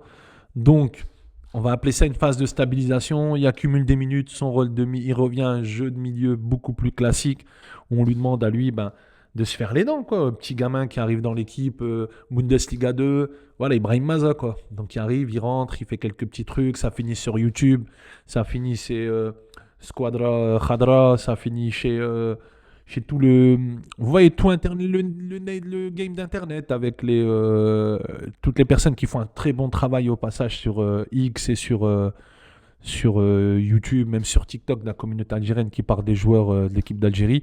Et voilà quoi, on a un mec qui prend son rôle à cœur et qui commence juste à découvrir le monde professionnel. Donc il joue, il prend du temps de jeu, tout ça et tout. Et puis il y a Leverkusen qui vient cette année le récupérer. Donc à 19 ans. Là, depuis qu'il est à Leverkusen, enfin il a 20 ans je crois, depuis une semaine en plus je pense. Joyeux anniversaire. Enfin bref, non je rigole, je suis parti en couille. En tout cas voilà, il y a Leverkusen ici. Donc là, depuis qu'il est à Leverkusen, il a 444 minutes jouées depuis le début de saison. Il n'était pas titulaire aussi, attention. Donc là, il démarre timidement et puis il trouve une bonne place. En termes de XG, voilà, je vous l'ai dit, il démarre à 1,27 tous les 90 minutes. Il tombe, quand il fait une saison pleine au Hertha Berlin, à 0,17. Et là, il démarre la saison à 444 minutes à 0,41. Donc ça voudrait dire qu'on est sur une phase vraiment ascendante de la part de Ibrahim Maza. Je regardais si le micro est allumé parce que des fois, il s'éteint et ça me rend ouf. Enfin bref. Donc, son retour en première division, là, on remarque une explosion de l'efficacité de son rôle offensif. Donc, c'est plus un joueur qui fait des courtes apparitions pour marquer, comme en 2023, mais c'est un joueur qui s'impose comme une menace régulière. sur la durée avec un taux de but parmi les meilleurs du Bayer Leverkusen pour son temps de jeu. Et c'est là que ça devient intéressant. Ensuite, on va parler, on a fait le point sur qui il était, comment il démarre et tout. On va parler en fait de comment on assiste à une explosion de son profil physique et créatif, notamment en termes de data. Je vais vous dire, en termes de métriques avancées, ses dribbles réussis, c'est 2,13 par match. Ses tirs, tous les 90 minutes, c'est 2,50 par match. Les touches dans la surface adverse, c'est 2,88 par match. Et si on prend donc son NPXG, ce qu'il devait marquer, et le XAG, donc ce qu'il devait encaisser, donc on va tester son influence dans le jeu quand il est sur le terrain, il est à 0,44. Je sais que vous n'avez rien compris à ce que je vous ai dit. Fallait aller à l'école, fallait faire des stats. Non, bref, en tout cas, je vous explique. Donc, quand il met 2,13 dribbles par match tous les 90 minutes, on le classe dans ce qu'on va appeler des percentiles. Les percentiles, ils vont de 0 à 100. Plus on est proche de 100, plus on fait partie du top mondial. Plus on est proche de 0, plus on fait partie du district ou chez Saïd à pied carré. Bref, Maza, donc lui, c'est 99e percentile dans les dribbles réussis par match. C'est l'élite mondiale du dribble. Au milieu de terrain, c'est ce qu'on va appeler un désorganisateur de défense. En tir par match, il est à 2,50. Donc, il est dans le 99e percentile. Il y a la mentalité d'un attaquant, c'est extrêmement rare pour un milieu de terrain. En touche dans la surface adverse, il est à 2,88. Là, il est 93e percentile. Donc, c'est une pénétration d'élite. Il ne reste pas statique. C'est un joueur qui est constamment dans les zones de danger pour transformer la possession en menace. Et enfin, en termes de production totale sur le match, son influence sur les buts potentiels, il fait partie du top. Bon, j'ai forcé un peu, t'as vu, parce qu'en fait, on prend généralement, je t'aurais dit dans les 10% du top mondial, mais là, comme c'est Maza, tu vois, j'ai dit au lieu de dire 10, il y a 12%, donc top 12% mondial. Vous savez, on est des DZ, on en rajoute toujours un peu. Entre R9 et Slimani, nous, on dira toujours Slimani, quoi, tu vois, mais ça, c'est parce qu'on est. D'ailleurs, R9, frérot, big up. Hein. D'ailleurs, super ici, Mourinho, hein, pour ceux qui ne voient pas. Roy Keane, Roberto Baggio, Kanto, Sangoku, Vegeta. Non, la totale, frérot. La totale. Bref, Maza, c'est pas un milieu classique, comme Lobotka ou Tchouaméni. Hein. Son profil, c'est celui d'un milieu hybride offensif. Pourtant, il joue milieu def, parce qu'il a été recadré par rapport à son coach. Le coach, j'ai oublié le nom, tiens, mettez-le en commentaire si vous avez la possibilité de l'écrire. Et en gros, il va dominer, lui, ce qu'on va appeler par des actions individuelles de pénétration. C'est pour ça qu'il est dans le 99e percentile en dribble. Il est comparable aux jeunes milieux les plus dynamiques de cette planète, que ce soit Bellingham ou Moussiala. D'ailleurs, c'est intéressant parce qu'il a fait une interview en disant qu'il pouvait, quand il a choisi l'équipe d'Algérie, qu'il ne pensait pas pouvoir jouer en équipe d'Allemagne parce que lui, il avait 18 ans, qu'en Allemagne, les mecs Moussiala et Wirtz, ils avaient 20 ans, 21 ans. Ce que je peux comprendre, en fait, parce que on ne sait jamais ce qu'on devient dans le monde, on ne sait jamais ce qu'on devient avec le temps. Et je pense que lui, il a manqué d'ambition, mais apparemment, c'est quelqu'un aussi qui aime l'Algérie. Donc, avoir le discours de dire « Ouais, mais il a choisi l'Algérie parce qu'il avait peur de jouer avec Florian Wirtz et Moussiala, nanana. » Non, les mecs. De toute façon, c'est pas comme ça. Parce qu'à ce jeu-là, si tu reprenais Zidane aujourd'hui, Zidane, il file en équipe d'Algérie. Parce que le Zidane de Bordeaux, bon, Zidane de Bordeaux était fort parce qu'il quand même était en équipe de France. Mais l'équipe de France de l'époque, c'était pas l'équipe de France de maintenant.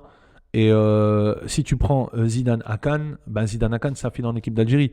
Donc, si à sa place, tu vois devant toi Moussiala qui a 21 ans, 22 ans, Wirtz qui a 21 ans, 22 ans, les mecs, c'est le summum de la Bundesliga.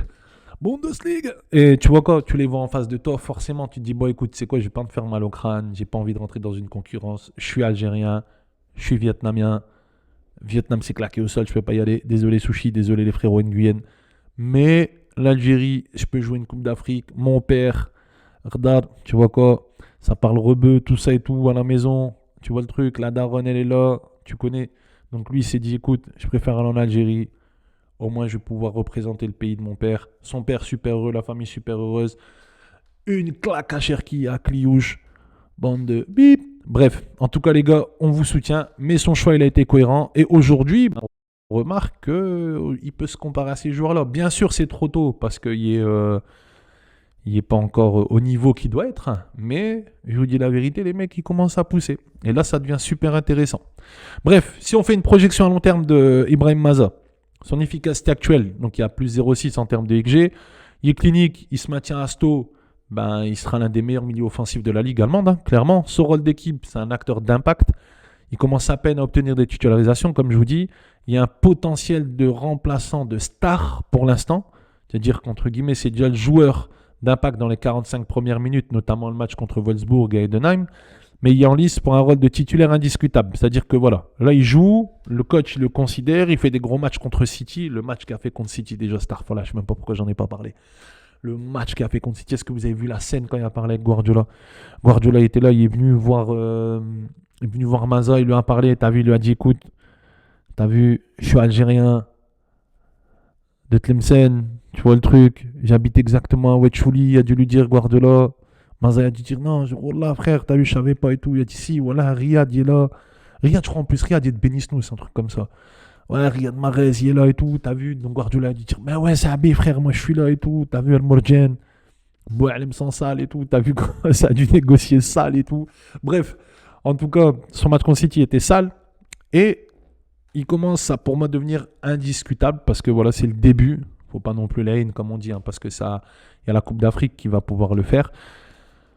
Quand on regarde ce qu'il fait, sa moyenne de passe progressive, elle est 4,50 tous les 90 minutes. Ça fait de lui qui est dans le 48e percentile. Et c'est là que Mazaï merde.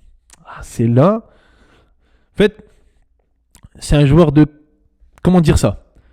Si on fait une conclusion forte en fait de ce joueur-là, c'est pas simplement un joueur solide. C'est un talent générationnel dont les métriques en fait de dribble et de finition, elle le place au niveau des meilleurs jeunes milieux de terrain du monde. Son principal défi, c'est de convertir son talent individuel en leadership créatif par la passe. Tu as vu ce qu'on va appeler le XAG. Parce qu'en fait, s'il n'améliore pas son jeu de passe collectif, s'il n'améliore pas en fait sa capacité à créer des passes décisives, à créer de la data de ce côté-là, en fait, il va rester le joueur qu'on a tout ce qu'il fait. Tu vois, genre le mec qui dribble, qui prend le truc avec un gros volume de jeu, mais qui n'arrive pas à être décisif. Et en fait, si on prend Ibrahim Maza à ce niveau-là, en termes de créativité, tout ça et tout, je pense que ça peut être un joueur de fou. Et de toute façon, on va regarder son intégration stratégique et son rôle dans l'avenir. Hein. Si on prend le trio de l'attaque offensive du Bayer Leverkusen, tu prends Patrick Schick qui a une totale de production. Bon, je vous explique comment on calcule la production. On fait NPSXG plus XAG divisé par 90 minutes. NPSXG, les buts qu'il devait marquer, XAG, les buts qu'il devait encaisser, quand il est sur le terrain, toutes les 90 minutes. Donc si tu prends la totalité des choses, je sais que tu n'as rien compris, hein, mais fais semblant de suivre. Bref, le Patrick Schick, il est à 0,52 en termes d'indice. Grimaldo, il est à 0,49. Ibrahim Mazel à 0,35. Alex Garcia, il est à 0,31. C'est-à-dire que le buteur cible, Patrick Schick, c'est lui qui domine. Le moteur atypique, c'est Alex Grimaldo, parce qu'il crée énormément depuis le côté, ça c'est intéressant. Ibrahim Maza, c'est l'explosif, le dribble et tir pour son propre compte. Dribble et tire pour son propre compte. Et c'est là la problématique, parce que Alex Garcia, lui, c'est le principal métronome. C'est celui qui est le créateur à la passe pure. Et c'est là que Maza, en fait, il devrait intervenir un peu plus, parce que si Maza, il augmente sa créativité pure, ça va permettre, en fait, à l'équipe de Leverkusen d'exploser. Et lui, par la même occasion, s'il fait ça, en fait, techniquement, il remplace Bellingham au Real. Ça, je vous le dis tout de suite. Hein. Même si vous me dites Bellingham, il est trop fort et tout. Non, je m'en fous, je suis algérien, on en rajoute El Morjan, Boualem sans sale. T'as vu, tac, on en rajoute sale. Tu vois le truc? Bref. En tout cas, si on fait le complément donc, du créateur contre le finisseur, la Bundesliga utilise une structure pour des créateurs de passes, que ce soit Garcia, Grimaldo, et des finisseurs qui sont ciblés, que ce soit Schick ou Pokun. Poku? J'ai appelé Pokun. Un Pokémon. Bref, le rôle de Maza, lui, c'est ce qu'on va appeler un finisseur complémentaire. Il n'y a pas besoin de la passe de Garcia. Il génère lui-même ses propres XG. Il soulage la pression de Patrick Schick en rendant, entre guillemets, le Bayer Leverkusen imprévisible. Par contre, son trophée manquant, comme je vous l'ai dit, c'est un facteur de pénétration au milieu de terrain que Leverkusen doit chercher à transformer en facteur de distribution. Et là, s'il arrive à transformer son facteur de pénétration en facteur de distribution, ça devient l'élite. Ça devient un mec à 250 millions d'euros. Et c'est sur ça qu'il doit travailler, le petit Maza. Dans la qualité de passe, la qualité d'amener des passes et la qualité des passes décisives. Parce que le Bayer Leverkusen, il prend beaucoup de risques et le jeune au milieu de terrain, il est essentiel en fait, Maza au milieu de terrain pour le compenser. Si on prend le trio là, Maza, Andrich, Garcia. Par contre, il faut qu'on parle d'Andrich. Andrich, la vie de ma mère, on dirait il joue avec des... C'est Noah Lunsi qui disait les attaquants avec des Timberland, mais la vie de ma mère que Andrich au milieu de terrain, là, le chauve, là, on dirait un chanteur de hard rock punk du côté de l'ex-URSS, de la RFA là. La vie de ma mère, on dirait jouer en Timberland lui aussi. Tu sais ceux qui chantaient Luftballon là. Na na na na Luftballon. Bref, en tout cas, Donc, on a les métriques défensives de Maza, 1,62 tacles tous les 90 minutes. Andrich, lui, 2,21. Garcia, 0,61. Les interceptions, 0,81 par match de Maza. Andrich, 2. Alex Garcia, 1,41. Les actions défensives dans le tiers du milieu de terrain, donc adverse, 1,21 Maza, 2 récupérations pour Andrich et 0,40 pour Garcia. Donc son rôle défensif, Maza est dans la seconde ligne de pression. Il utilise souvent sa vitesse de course, son volume d'engagement pour perturber les relances adverses dans le tiers offensif. Par contre, en termes de faiblesse, c'est les tacles réussis, les récupérations qu'il a, c'est plus pour un joueur comme Andrich ou comme un joueur comme... Non, quoique Garcia lui aussi est claqué au sol en récupération. Enfin, je le vois dans la data. Bref, en tout cas, c'est un joueur de deuxième ligne, comme je vous l'ai dit. Si on se projette dans le futur, c'est conserver l'efficacité de but, de devenir, entre guillemets, je dirais pas un remplaçant de Chic parce que c'est pas non plus un attaquant, mais en tout cas de prendre le relais quand Chic a beaucoup de difficultés pour pouvoir marquer ses buts. Et en milieu offensif, c'est de se rapprocher d'un rôle à la Bellingham où on va combiner finition et distribution et augmenter son XG de 90 de 0,6 vers 0,20. Et là, on serait sur un joueur d'une classe mondiale. Donc Ibrahim Maza, ce n'est pas un joueur avec de bonnes stats, c'est un élément essentiel pour la diversification de l'attaque de Leverkusen. Il adopte le dribble et le tir là où l'équipe apporte la passe et le centre. S'il réussit à marier sa finition d'élite avec une meilleure vision de la passe, ça deviendra un meilleur milieu offensif du monde actuellement. Je ne vais pas vous mentir. Et ça, je peux le dire tout de suite. Bon, j'avais fait une comparaison avec Ibrahim Maza et Vitinha, mais les gens ils risqueraient de mal le prendre. Parce que si je dis la vérité, non, je rigole. Je vais faire la conclusion parce que j'ai fait pas mal de trucs. En gros, on a du côté de... Si on fait une conclusion entre Ibrahim Maza que j'ai comparé avec Vitinha, voilà, Ibrahim Maza, c'est ce qu'on va appeler une anomalie statistique. C'est un milieu qui modélise son jeu sur l'extrême rareté, le dribble et la finalisation. Ce potentiel est d'atteindre un statut d'élite par son XG élevé, sa capacité à générer l'alpha par l'action individuelle. Vitinha, lui, c'est un étalon de maîtrise tactique. Donc, entre guillemets, Vitinha représente la prochaine phase de croissance qu'un Maza pourrait avoir. Par contre, la question qui se pose, c'est est-ce que Maza doit continuer à dribbler, à performer comme ça, ou est-ce qu'il doit faire du Vitinha ou du Alex Garcia dans la distribution et dénaturer son jeu de l'un et l'autre. C'est là, en fait, qu'on va pouvoir savoir si c'est un joueur extraordinaire ou pas, cette capacité à pouvoir créer ou à rester dans ce qu'il fait. Bref, dis-moi ce que tu en penses en commentaire. C'était une analyse complète sur Maza. Abonne-toi sur YouTube, mets des pouces bleus, tout ça et tout. On continue. Parce que je vais vous parler d'un mec là qui vient tout droit d'Asie et c'est mon coup de cœur. This is my coup de cœur. Les mecs, pour finir, comme je vous l'ai dit, grand fan de manga, grand fan de J-League, donc la ligue japonaise aussi, je vais pas vous mentir, j'ai toujours kiffé cette ligue-là. Je regarde, je sais pas pourquoi, je me demandais pas pourquoi. T'as vu, ça doit être la matrice manga, Japon, Papsan, Japania. Tous ces trucs de merde, Lucas TV, tout, que je regarde, les mecs que je check. D'ailleurs, bonjour à eux, même s'ils s'en battent les cacahuètes de moi. Mais bref, en tout cas, je tiens à les dédicacer parce que c'est des gens qui ont animé mes soirées quand j'avais rien à foutre, en fait, tout simplement. Bref, je me suis intéressé à des joueurs et aujourd'hui, je tiens à vous faire découvrir des joueurs au-delà des frontières, des joueurs qui ne sont pas européens, donc des joueurs qui, s'ils veulent venir chez nous, doivent montrer des papiers. Par contre, j'avais une info avec ça. Je me posais la question. Ça n'a rien à voir avec le football, mais... Si demain, on prend les racistes, tu vois, ils veulent pas que les sans-papiers, les immigrés rentrent dans leur pays. On est d'accord. Je me posais la question, t'as vu Jésus? Il ressemble à des mecs comme nous, tu vois, blanc, parce que moi je suis un rebeu blanc, tu vois, mais à un mec qui soit un peu foncé, bronze, tu vois. Je me posais la question. Dans toutes les religions, Jésus, il doit revenir pour combattre l'antéchrist. Et il doit annoncer la bonne nouvelle à tout le monde. Mais si on écoute les racistes, est-ce que quand Jésus il fera son retour et qu'il voudra annoncer la bonne nouvelle, est-ce que les racistes ils vont le laisser rentrer ou lui demander ses papiers?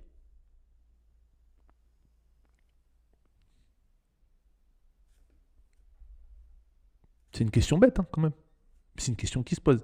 Est-ce que si Jésus y revient, on va lui demander ses papiers pour rentrer? C'est la vie de ma mère, c'est une vraie question que je me suis posée, t'as vu? Genre là, c'est la fin du monde, Jésus y arrive, tac, il vient et tout. Oh, c'est moi, salut les gars, je vous annonce la bonne nouvelle, l'antéchrist est là-bas, on va le combattre. Tout ça et tout.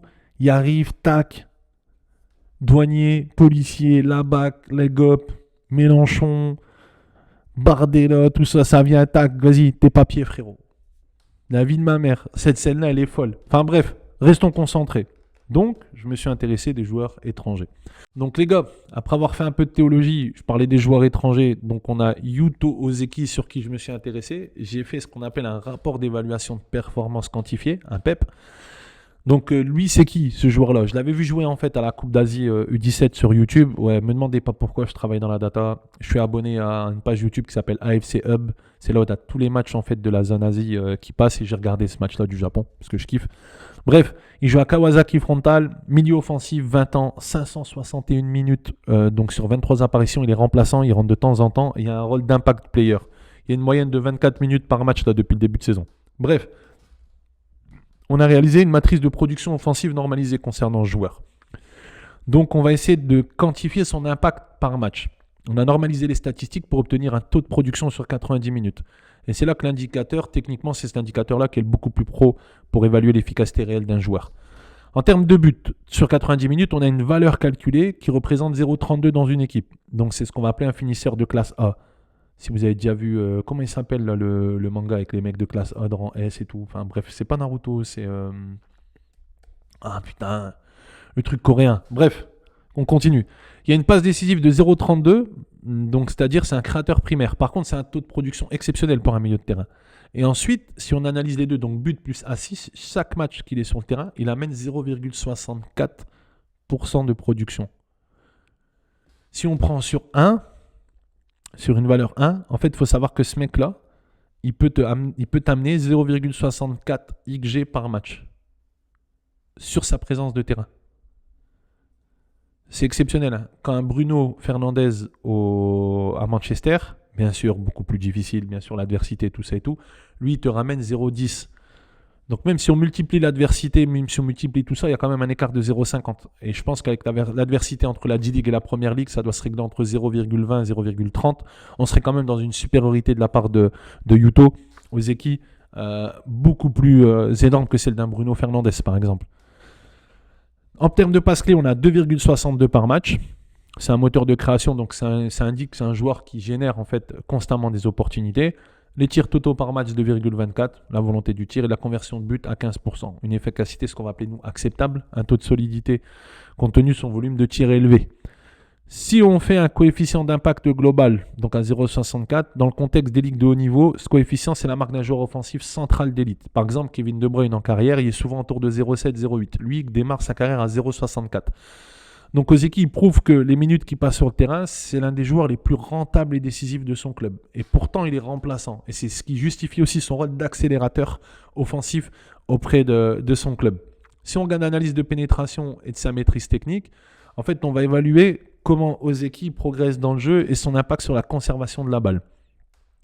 C'est 62,6% de touches, 62,6 touches tous les 90 minutes. C'est un faible volume forcément parce que il est pas titulaire. On a 1,12 dribbles réussis par match. Pareil aussi, c'est un taux qui est très solide, mais ramené à ces 24 minutes de moyenne par match, c'est quand même assez bon. Là où un Maza ou un autre joueur comme Bellingham est à 2,5 ou à 2,2. Ses précisions de passe, c'est 81%. On a un déficit quand même de maîtrise. C'est un taux correct, mais qui indique une marge d'amélioration critique pour le contrôle du milieu. Parce qu'il faut savoir que les milieux d'élite en Europe, ils sont à 90%. Lui, 81%. Donc, on sait qu'il y a forcément une marge de progression à ce niveau-là. En termes de ballons perdus, c'est là que ça pêche. Il est quand même à 14,25 ballons perdus. C'est un taux qui est très élevé de balles perdues. Mais il faut remettre ça dans le contexte. C'est souvent un mec qui rentre en fin de match. C'est souvent un mec qui rentre pour faire la différence. Donc, forcément, en fait, il y a de la prise de risque. En fait, je ne peux pas le juger sur ça. Par rapport au temps de minutes qu'il a joué, je ne peux pas forcément le juger sur ça. Ça dépend des conditions du match. Il faudrait regarder l'ensemble des conditions, mais ça reste un défi quand même, parce que ce n'est pas parce qu'on rentre dans une fin de match décousue qu'il faut perdre le ballon. Donc je pense que le défi futur pour ce mec-là, c'est un dilemme entre guillemets entre le risque et la récompense. Ozeki, c'est un joueur qui maximise entre guillemets la récompense avec des buts plus des passes décisives toutes les 90 minutes élevées, mais à un prix trop important en termes de possession très élevé. Donc son rôle en fait c'est de prendre des passes clés, des tirs à haut risque, qui est confirmé par le taux de passes clés de ce mec-là. Par contre le défi c'est de maintenir donc ce GA tous les 90 minutes tout en réduisant son coût de possession par 90 minutes. Et si on arrive à faire ça en fait, on tombe sur un joueur qui pour moi est extraordinaire au niveau international, quoi. En termes d'intensité défensive et vulnérabilité physique, on est sur 2,24 tacles par match. tous les 90 minutes, donc très haute intensité. Des duels aériens gagnés, on est à 21%, donc là, je ne vais pas vous mentir, c'est extrêmement faible, mais c'est un point faible qui concerne pas mal de joueurs en Asie, mais qui explique pas forcément pourquoi 21% de duels gagnés, parce qu'il a l'air quand même assez grand en taille. Hein. En duel total gagné sur le terrain, donc il a 47%, la moyenne est en 50, on est sur un déficit léger. Les possessions gagnées dans tir offensif, 0,37, c'est un actif dans le pressing haut, forcément de sa position. Si on fait une synthèse de cette troisième partie concernant son physique, on est sur un milieu qui s'engage au sol et participe activement à la récupération, notamment en témoignent ses tacles de haute qualité tous les 90 minutes. Cependant, il y a une vulnérabilité aérienne. Donc c'est une faille structurelle majeure que l'équipe doit couvrir dans les phases de jeu spécifiques, notamment les coups de pied arrêtés, les CPA ou les longs ballons ou autres. Mais si on est dans une équipe de domination, je vous dis la vérité, ce joueur-là peut éviter de se projeter sur des combats. Si on fait une synthèse et une projection de carrière, Yuto Ozeki, c'est un talent offensif de niveau élite, dont la production sur 90 minutes, elle est remarquable, notamment avec les 0,64, donc G et assist. C'est l'accélérateur et le créateur principal du Kawasaki frontal quand il joue, c'est-à-dire il va jouer avec une intervention verticale maximale. Son potentiel pour les ligues supérieures, il dépend de sa capacité à maîtriser le tempo et la possession, réduire les pertes de balles donc et améliorer la précision de ses passes, afin de devenir un joueur élite sur 90 minutes. Pour l'instant, c'est un super sub, ce qu'on va appeler d'impact. Par contre, si je vous dis le fond de ma pensée hors data, c'est le genre de mec que je kiffe voir jouer. Il y a du Pastore en lui. Je ne vais pas vous mentir, il y a du Pastore en lui. Il y a un toucher de balle, une manière de faire. Il y a quelque chose en fait qui le rend super intéressant. Il y a ce côté un peu nonchalant quand il touche la balle, quand il fait les choses. Et franchement, je ne vais pas vous mentir, c'est vraiment un coup de cœur. Et je pense le voir en Europe assez vite. Et c'est le type de joueur que des clubs comme le PSG, Manchester City ou Chelsea devraient s'intéresser. Mais pas que, parce que c'est un joueur, je crois qu'il doit être évalué à moins d'1 million d'euros, qui a 20 ans, qui est en équipe du Japon U20, donc numéro 10 du Japon U20, ou même en équipe espoir, je pense. Enfin bref, quoi, les clubs français, à un moment, il faut se réveiller, les gars. Quoi. Je sais pas, mais ça coûte rien de mettre 1 million sur un truc comme ça. Ouais, mais il faut qu'ils s'adaptent, parce que là-bas, ils mangeaient du miso, ils mangeaient du gohan. Gohan, c'est du riz hein, en japonais, les gars. D'accord, c'est pas Dragon Ball. Bref, tout ça et tout, t'as vu ici, il va venir, il va manger de la choucroute, il va manger du couscous, il va manger des trucs un peu bizarres et tout, non mais il va mal digérer et tout, non ça c'est de la merde ça en fait, désolé les gars, franchement vos arguments de oui, il doit s'adapter ou il doit pas s'adapter, à 600 000 balles, 1 million d'euros, c'est beaucoup mieux qu'un mec que vous payez au Brésil, que vous connaissez même pas, qui vous a mis la douille du siècle parce que son nom il finit en Son, Vanilson, Son, tu vois, vous l'achetez pour rien, enfin bref, mettez de l'argent sur Yuto, Ozeki, Inch'Allah, il arrive très vite. Inch'Allah, il termine tout. En tout cas, moi, c'est un coup de cœur. C'est le genre de joueur. Je vous ai dit, c'est du Javier dans l'âme. C'est du Pastore dans le geste. C'est comme il dit Omar, c'est l'amour avec le ballon. Bref, les gars, en tout cas, c'était pour la première. On a présenté l'ensemble des joueurs. Je sais qu'elle était un peu longue, c'est différent. J'espère que vous avez kiffé. J'espère que vous avez kiffé mes blagues un peu kitsch, mes blagues un peu merdiques. Bref, c'était de la data en espérant que vous avez apprécié ça. N'hésitez pas à mettre des pouces bleus, à les suivre sur les réseaux, TikTok, Insta, tout. Faites des subs, envoyez des roses. Non, je rigole, ça c'est sur TikTok. Enfin bref les gars, on se voit bientôt pour la prochaine mission. Ciao, ciao, salut, au revoir.